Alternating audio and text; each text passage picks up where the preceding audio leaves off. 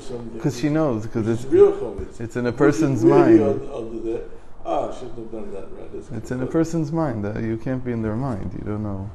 Like, in her mind, it works fine.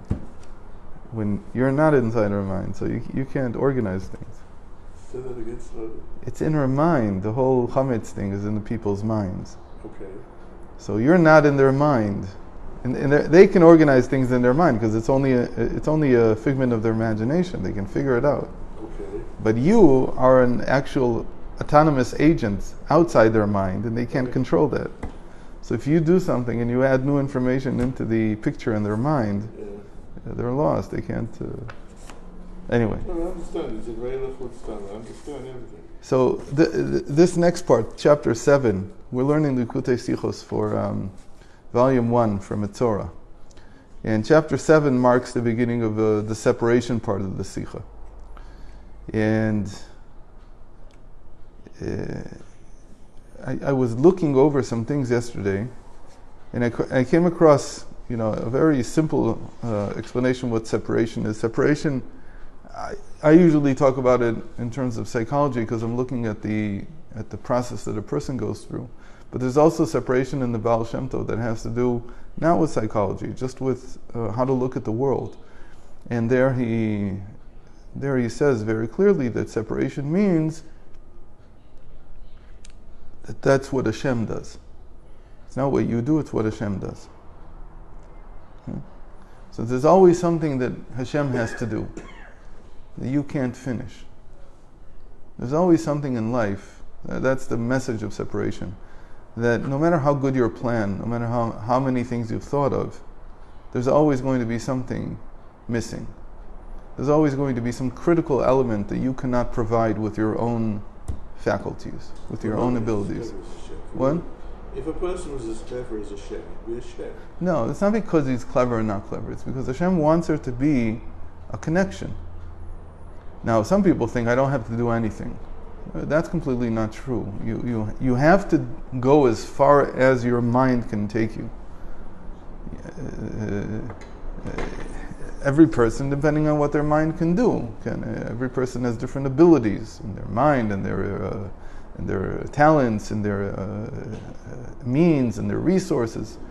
You have to go as far as your mind, as far as you can go. And then there's a bit that will always remain in Hashem's power. Now the problem is, how big is this bit? How big is this? So really the Hasidic way, the way the Ba'al Shem Tov envisioned this is that you should minimize that to as small as you can. Because it doesn't matter if it's big or small, but it's always a critical element. It could be a very small critical element, but it's critical. And you can't even always know beforehand if it's critical or not. But in any case, this will be something that Hashem will complete. It's called Hashem Gomer Ba'adi. Hashem finishes for me. I always have a problem with this, what you're saying, because Hashem starts it as well. And the ability to think comes from Hashem. And the power to get up and pick up a book and read it. So why is that a problem? So everything is from Hashem. No, because he entrusted it in human hands. That's what it means, walk before me and be whole. That's what he says to Avram. He said, of course it's all from Hashem. Migdimani v'ashalemno. Who can come before me and I'll repay him because he came before me? Of course Hashem is first. But he said, but the choice to create a Jewish people was the choice to entrust the future and the direction in other hands. And give them autonomy to decide what the direction is. It just means that even if you decide on the very best direction, there will always be something that Hashem needs to do. Because otherwise, you've taken his place. And again, he's not in a competition. He's saying, let's see who does better. Of course he can do better, but he wants us to do. But he says, even within what you do, you should have a connection to me. And where will this connection be? That in some critical point, you know that you're dependent on me. Maybe you don't know beforehand, but you know as you're doing. And again, it's not because I need you to be dependent on me. It's because I want to be a partner in this. Just as much as we want to be. People talk about we want to be partners with Hashem. Really, it's the opposite. Really, since Hashem decided on choosing Avraham, it's the other way around. Hashem wants to be a partner. So let's see how the Rebbe describes this here. It's a beautiful description. Lefi ha'amur, based on what we said, Yuvan ga ma'amar Hazal, there's a very difficult passage in the Talmud, in Bava Batra. Difficult because it's very hard to understand exactly what they mean. The truth is, it's not so hard to understand. It's pretty simple. But people are afraid to say, I think, or maybe they don't know enough of the history of science. So it's very hard to understand what they're saying. The sages say, Ruach tzfonit eina mesuvevet. They say the world is like a stoa. A stoa. A stoa is what today people call a colonnade. And the Latin name is colonnade, the Greek name is stoa. What is a colonnade? You know what a colonnade is, right? Universities have this in a lot of places. Right. So there's there's a row of pillars, and you walk, it has a roof, and sometimes it'll have 3 walls. They're talking about a colonnade that has 3 walls. This is the usual, that's the way that it was built many times. Sometimes it was just 2 walls. Sometimes it wasn't any walls at all. It was just a roof on columns. And in any case, the Gemara is talking about a colonnade that has 3, that has, we would say 2 rows a row of pillars, and at either end there's another small row of pillars holding up the roof. But there's no pillars on one side. So on one of the long sides there's no pillars. So what's holding it up? What's holding the roof up? How come the roof doesn't fall? So that's the way to describe the world. Okay? You say the world is like an aksadra, like a colonnade that has pillars on 3 sides, but no pillars on one side. What do they mean? What do they mean by that? So I don't want to get into the science; it's not important. But that was one of the pictures of what the world was like. They believed that the world was being held up on pillars. So that was, and Chazal didn't have a problem with this. They didn't care whether it's pillars, turtles, or whatever you want. It doesn't really matter. Whatever you want, we don't care. Why? Because we're not interested in your scientific picture of the world, pseudo-scientific, real scientific. It doesn't matter. We're interested in does this connect in some way? Does this fit something in Jewish faith? Does this fit something? Can we use this as a parable for something that is critical for us? And that's the real question. Whenever Chazal are dealing either with science, the science of the ancient world, or for instance they're dealing with an aphorism. There's many aphorisms that they take from the people. And the people didn't have to be Jews. It could be an aphorism came from, like we do today. There's no difference. The Goyim say so and so. Well, it's a nice thing. I can use it sometimes to illustrate a point in Torah. I'm not afraid of the fact that it came from some Goyish cup. It doesn't matter. The point is, what am I using it for? Okay? So the Rebbe here explains what they used it for. They used it כדי להוכיח את הפלא שבבריאת שמיים וארץ. They wanted us to have a sense of wonder about the creation of heavens and earth. Meaning that the heavens and earth, now, usually they said that in the Greek picture of the world, the pillars were not the Greek, in the Zoroastrian picture of the world. Zoroastrian. The pillars were from underneath the earth. In the Greek picture of the world, the pillars were holding up the sky. Okay? So what does it mean that they were holding up the sky? So maybe I will explain, because it is interesting, like what their picture was. For them, the sky was a dome. Okay? And this dome had to be held up by something. So their contention was that it's being held up from 3 sides, but it's not being held up from one side. Why is it not being held up from one side? Because in that one side, the sun never goes. So the sun never has to enter. Their picture was that there's a dome, and the sun enters underneath, It goes through the dome, and then it sets on the other side and comes out. So there was no need on one side to even hold it up, because the sun never goes there. So that was the picture. The only place that they needed these pillars was where the sun would move through. But it's as if the north side never had to be held up, because nothing happens there. So it's sort of like, you think about a set of a theater group, right, on a stage. There's parts that you don't see. So they don't finish it. They don't color it in. They don't put the details in. There's no point, because from the audience you can't see it. So they had the same idea, that the parts where nothing happens were never finished, because they don't need to be. How's it being held up? How come the dome doesn't fall down under the weight? That's one of the wonders of creation. Okay, that's the full picture, or fuller picture of what they had. Again, the sages didn't care; it didn't matter for them. In the end, we look at science, or what people think is scientific, as okay, does it serve or not serve our attempt to illustrate something in Torah or not? Does it fit? Okay. So, strange word I've never heard of. את פלא הבריאה, יאמר לו, הראה את כוחך ונסה להשלים את הרוח הצפונית. So if someone comes and says, I'm just as good, as great as God, and the world is not so wondrous, we can do those things. So they say to him, okay, again, in their times this was something. He said, go finish the details, go color in, go do what needs to be done on the north side of the dome, holding up the sky. Okay?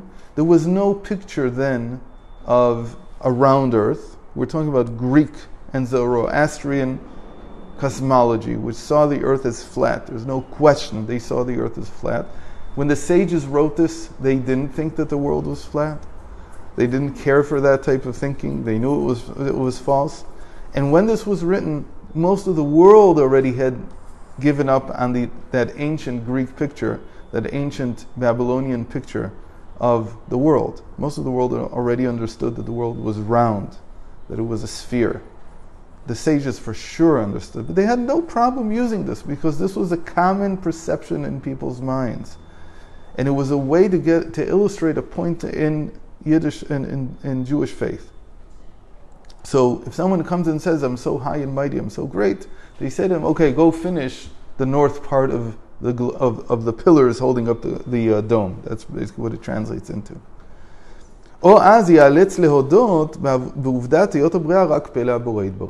then, because that wasn't accepted, you couldn't do that. How could you finish the pillars of the dome? That's not.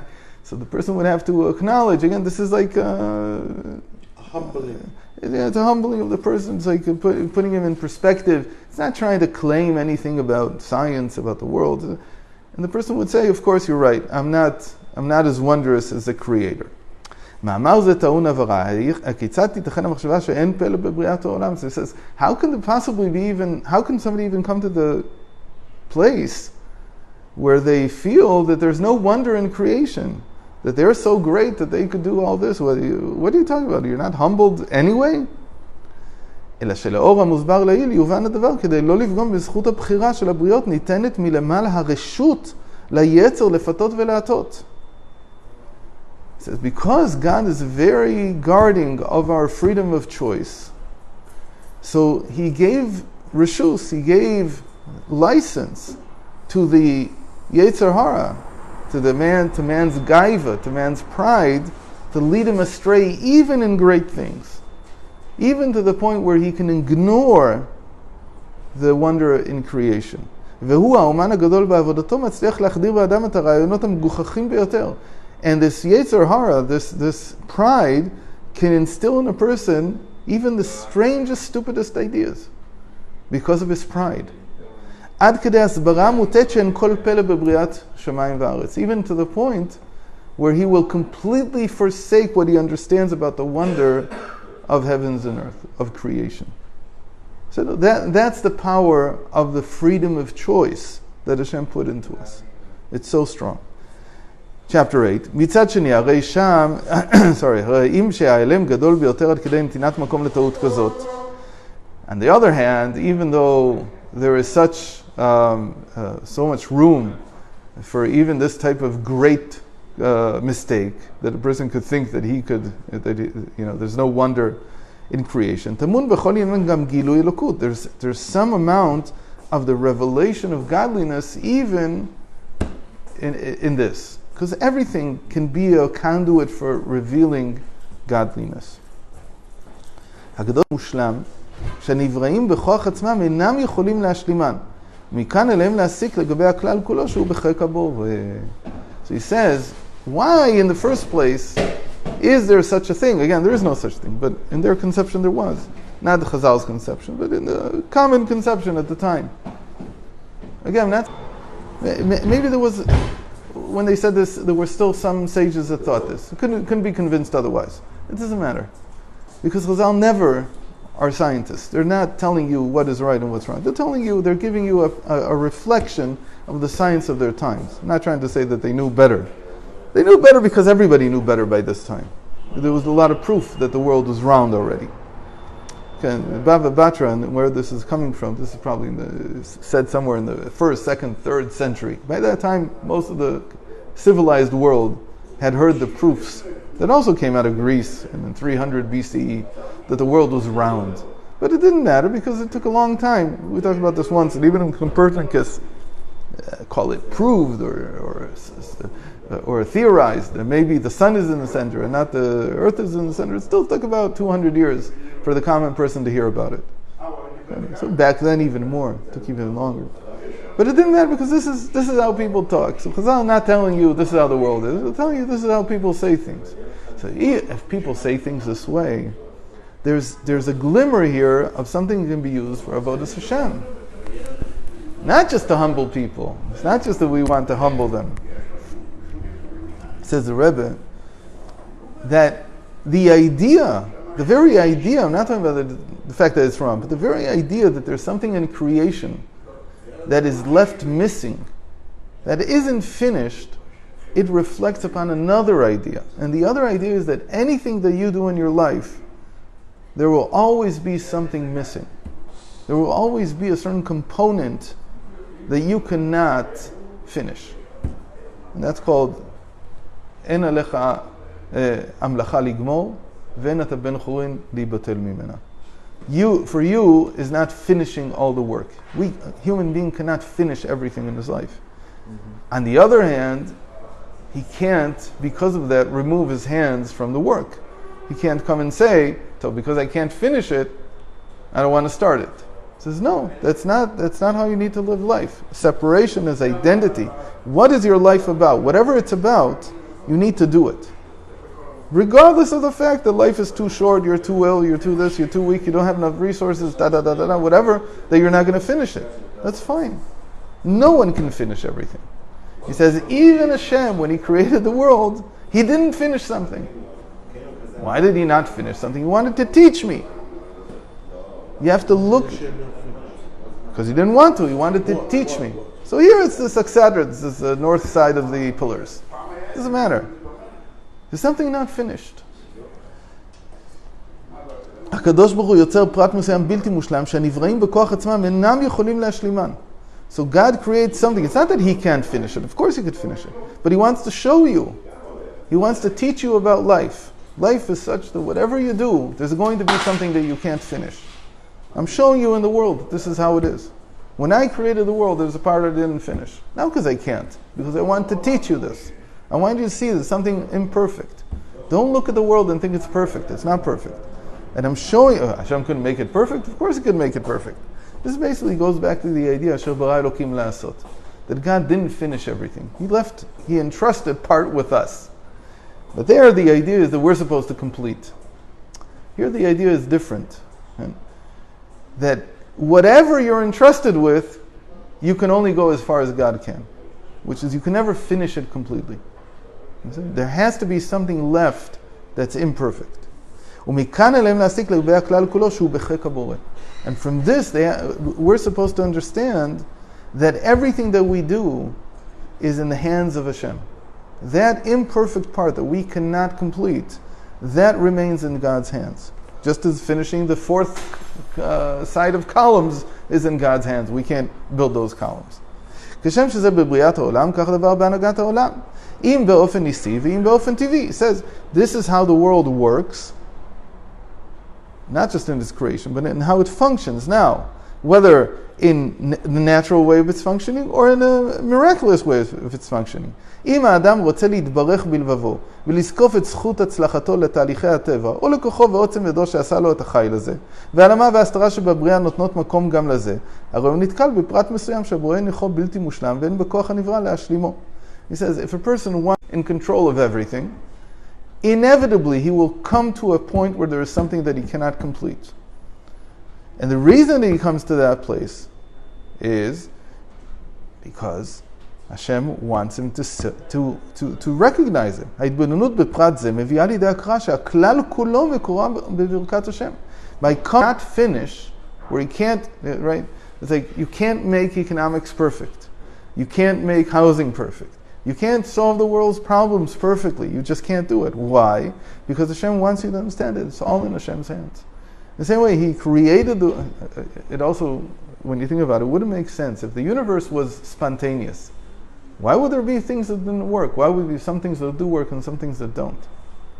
Theoretically, everything should be covered. How did the universe decide by a random process?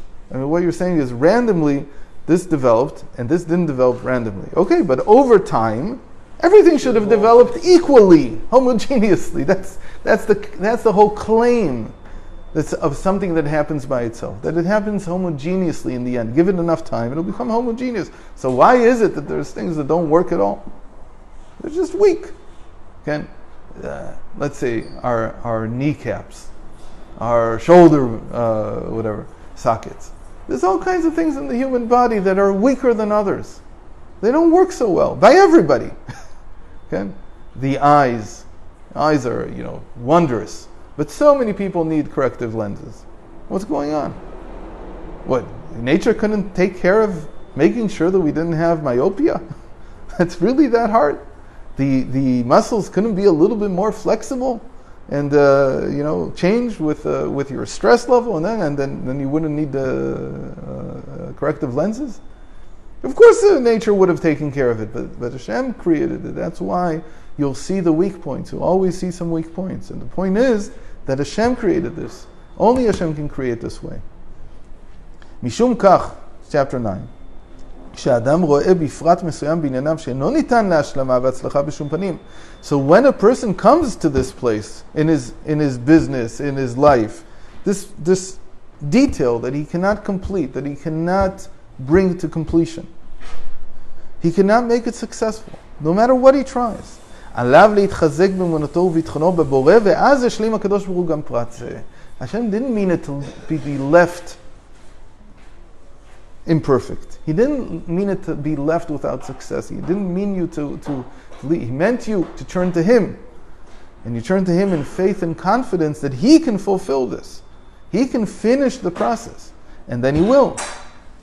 But it depends, that's where the relationship comes in. It depends on your faith and confidence in Hashem. Now, why this is both faith and confidence? Faith is because I first of all have to believe that Hashem left it on purpose unfinished. And confidence is that Hashem wants it to be completed, not the way that He wanted it to be completed, the way I want it to be completed. That's a big deal by the Rebbe. That confidence means that Hashem will complete this the way I think it needs to be completed. Otherwise, I have no contribution here. Hashem wants me to have the plan from A to Z, except there's T and U I can't complete. But he says, so what do you want? What do you want though in T and U? He's asking me, what would you like ideally to happen in stages T and U? And I say, I've thought about this a lot. I would like this and this to happen. So Hashem says, okay, I'll do it the way you want it. That's confidence by the Rebbe. That's confidence as it's explained in Chovos HaLevavos. As it is in the life of the individual, it is in the life of the congregation, of the community, of the public. כאשר נתקלים באחד מענייני הכלל, בפרט מסוים שאין כל אפשרות להשלימו, אין לנקוט בתחבולות שונות, כי אם להגביר את האמונה והביטחון בקדוש ברוך הוא. He says, when you come to this place that you cannot perfect, don't try, this is very interesting, because you will usually quote, L'chatchila Rebbe. He says, a person has to be smart enough to recognize that there are places that you can't finish. For instance, in their time, 50 years ago, and maybe still today, not clear, the Tanzer Rebbe was quoted many times as saying, stop trying to cure cancer. Yeah. You haven't heard that? You worked there. He said, if you cure cancer, the next thing is going to be worse. There will always be a disease you cannot cure. Leave it as it is. Now, I don't know if there's anything worse. Yeah, I don't know. But the way he's this insurmountable hole in the reality of life, and the only thing you can do, and it's meant to do, is for you to have faith and trust in Hashem. Faith and confidence. This is a big deal. We can't get into it now. Like, was he right? Not right. But basically, the Rebbe is voicing a very similar idea. That in the things that you are doing, I'm not sure that cancer is something that you don't think it exactly fits the bill in terms of health.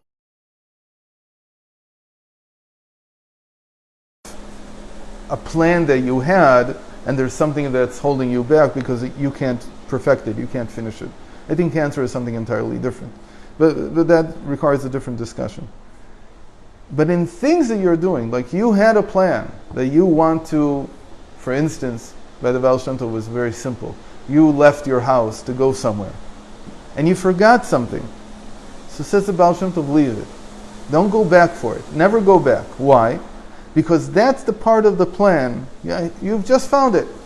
That you're going to have confidence and trust in Hashem, faith and confidence in Hashem, that the plan will work out. What you set out to do will work out even if you're missing the most critical piece. You left it at home. So you went out to, I don't know, to do some chesed, and there's no money. You forgot your wallet. He says, leave it. Leave it. Hashem has a different way of dealing with it. Right. Why? Because He wants to be a part in this plan. So you're now going to have a lot of faith and confidence in the fact that Hashem will help you finish the plan, even though you don't have a critical component. And it's always a critical component. It's never something minor. It's always something very... So he says, you can't do machinations. You can't... what'd you go? Maneuvers. You can't maneuver around this. It's a tremendous lesson. There will always be a critical component missing. You're on the space shuttle, or in this case, SpaceX, and you're on Super Heavy, or you're on a Starship, or whatever it is. You're going to forget something. Something's not going to work. There's no nominal, doesn't exist. It cannot be perfect, because in the end, you have to have Hashem with you. And the way that you have Hashem with you is that this whole crazy plan, in the end, is being held together by Hashem, not by me. Then Hashem Himself will build the pillars to hold up the north side of the what did I call it? The sky was I don't know, a dome. He'll complete the north side of the pillars holding up the dome. Don't worry about it. It's critical. Without it, the dome is not held up. He will do it for you. And what they meant is very interesting. From the north side, the danger will come. The north side, throughout the Shas, north side means the side you can't see. And you're holding a box. You're holding a ktsiyah, it's called. Like this round thing in which you stick figs and they become like a cake. Mm-hmm. So, or when you do maisris, when you say whatever's inside tzafon. Tzafon means tzafun. It means what I can't see. What's hidden from me. So whatever box you're holding, there's always a north side. That's what they meant by north. They didn't look at the globe and say, north by them, north, south, east, west, was always relative to the observer. Throughout Shas, you see hundreds of sugyos that have this. So you're holding the box. There's the north side that you can't control. You don't know what's going on there, because it's the far side from you. You can't see. You go into a room. The north side of the room is always the part that you can't get to. It doesn't matter where it is, because it's tzafun. So what do they mean? You have no control over it. So mitzafon tipatach hara means from the side. People think, oh, it means Damascus. It means, we're not talking about geography. It's not related even. Isaiah can even, I think it's Isaiah who says this. No, it's Yirmiyahu who says this. He wasn't talking about geography. He didn't know geography. Maybe he knew in his visions, but he didn't know geography. He wasn't taught geography in school. They didn't know anything back then. He's talking about tzafon means the part that I can't see. And the part that I cannot see is always where the trouble starts. What do I mean? Because I can't control it. So it's an unknown. It's a variable. But Hashem will complete even the north side. And then the mem, what he's referring to is that the mem, which is ulemarbeh misra, there's suddenly a final mem in the middle of a word, that Hashem will complete the bet of Bereshis. Bereshis, that's where they learned it, the Olam Ke'aksadra. They said the idea that the dome is only held up from three sides, and one side is not held up, that's the bet of Bereshis, which is closed on three sides and is open on the last side. So Hashem will complete and make it into a mem. It will look like a mem then, like a square. Hashem will do that. Remez legeula atida, and this is an allusion to the future redemption. Lo yeh tzorech bechasdei umot ha'olam. There will be no need for the goodwill, call it, or the favors given to us by the nations of the world. Chesed lumim chatat sheligarmayu avdim, because they're not interested in serving Hashem.